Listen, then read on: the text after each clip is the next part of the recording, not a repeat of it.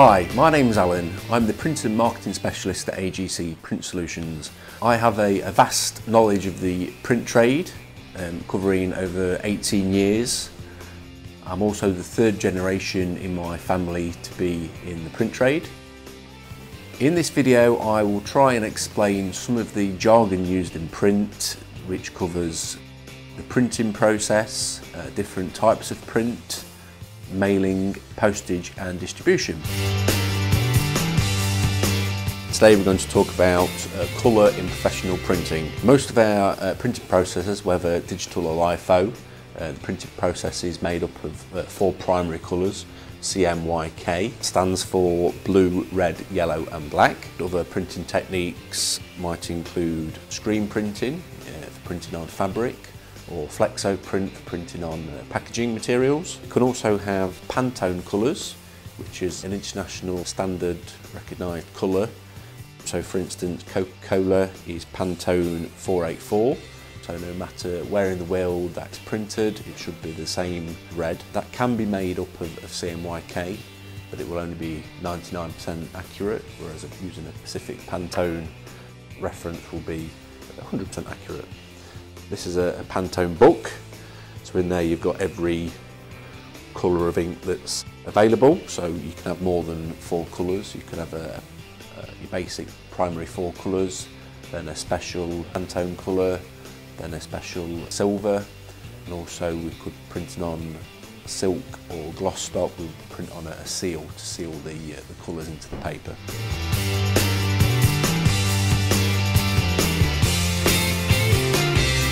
Today we're going to explain digital versus Litho print.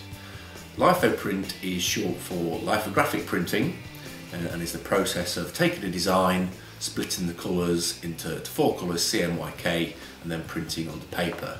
It's a very similar process for digital, but we use toner to print and not ink. I'll just show you a sample of a digital print job.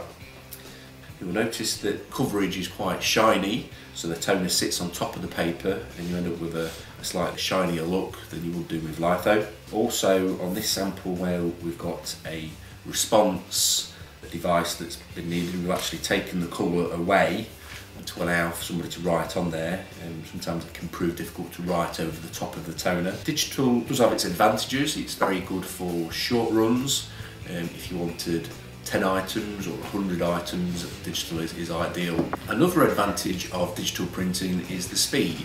It can be very quick to produce 100 leaflets or 100 compliment slips, and jobs can be produced same day or for next day delivery. Now I'm going to explain the advantages of litho printing. In the litho printing process, we would take the colours of ink and put them onto the paper. The colour is very accurate and you have nice even coverage for a real quality look. With lithographic printing you can also use more different types of stock for quality printing. You can go up to a thicker card, a 300 or 400 grammage card, and the printing is far superior. Another advantage of litho printing, if you have large areas of colour or tints or gradients, litho printing will give you a much better quality image. So that's some more of the advantages of lithographic printing.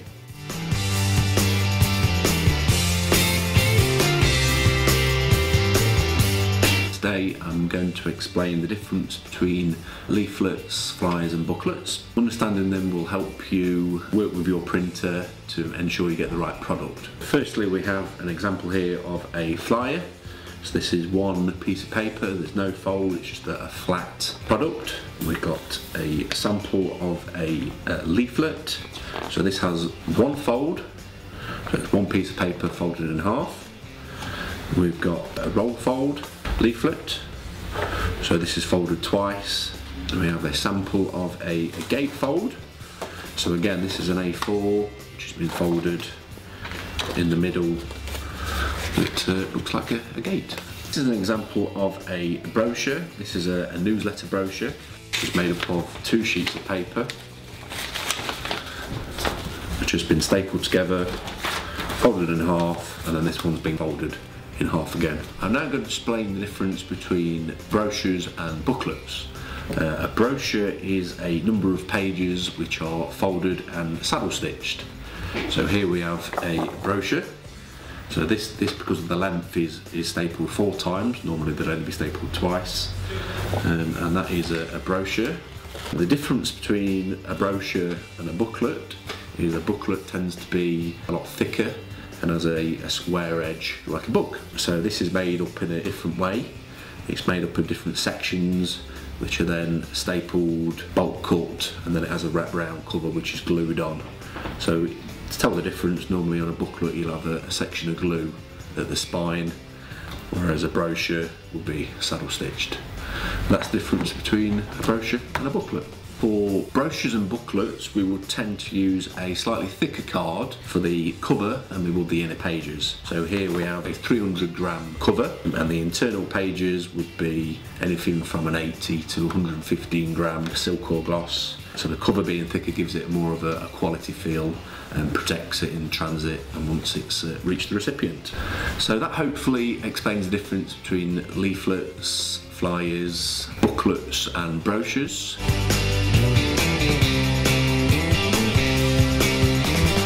Today I'm going to talk about direct mail. Direct mail comes in many shapes and sizes, from a small postcard up to a large letter.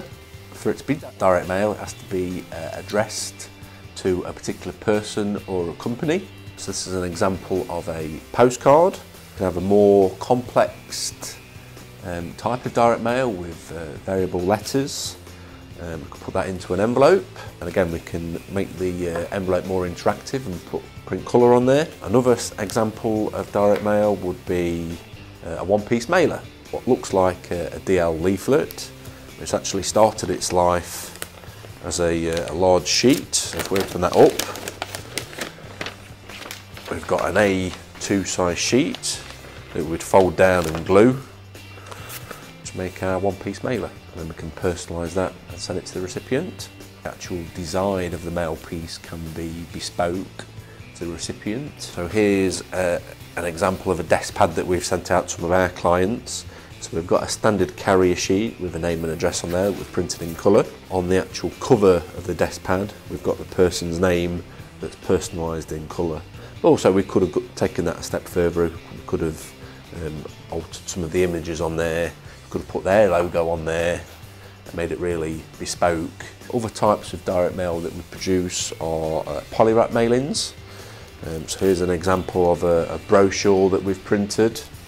We've then polywrapped that with carrier sheet. We've put their company logo on it, personalised details. When we send out mailings for our clients, we're able to give them quite substantial postal savings. So depending on where the mail's going, whether it's UK or international, we can save between 20 to 40% on the postage costs. Today I'm going to talk about transactional print. Transactional print is the process of printing data and information onto letters, statements or invoices. So here we have a sample of a statement. So we've got the person's name and details, we've got a list of dates and amounts of money that they've paid, and then if the person has a balance or if they're paying by direct debit, that can be mentioned down at the bottom. Another way that we could present that is to have that with a payment slip at the bottom. So if the person is in arrears, they've got the opportunity to make a payment at the bank or the post office. Other types of products that we can offer, again we've got another payment slip here for GE and another letter, this time with a cheque at the bottom.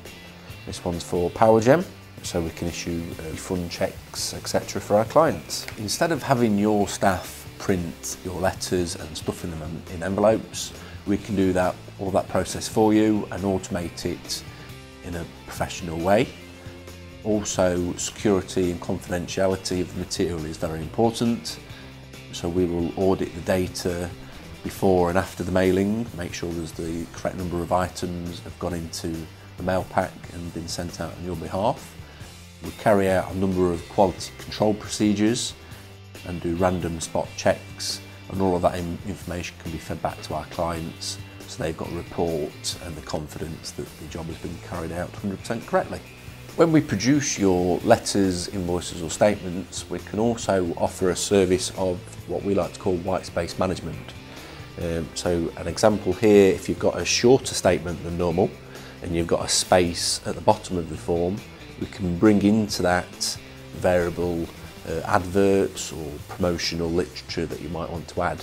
So you can use that space as a marketing opportunity to upsell to your clients any special offers you've got on that month. Today I'm going to talk briefly about print finishing. Print finishing is a process that is applied to paper after the printing process, so after all the colours are on the paper. You can do some extra finishing processes such as die cutting, laminating, foil blocking, as well as folding, etc. Die cutting is the process of, I've got a sample here, is the process of cutting into the paper. So here we can see the words have actually been cut out of the paper. We've also got a sample here of a complement slip which has been die cut, which is our complement slip. So you can see there we've put a rounded edge on the paper and make it look a little bit more different and make it stand out more. So with die cutting we can pretty much cut out any particular shape, a circle, a square, a rectangle, or more intricate work of actual letters, numbers. Spot UV is an additional process of putting a varnish onto the paper.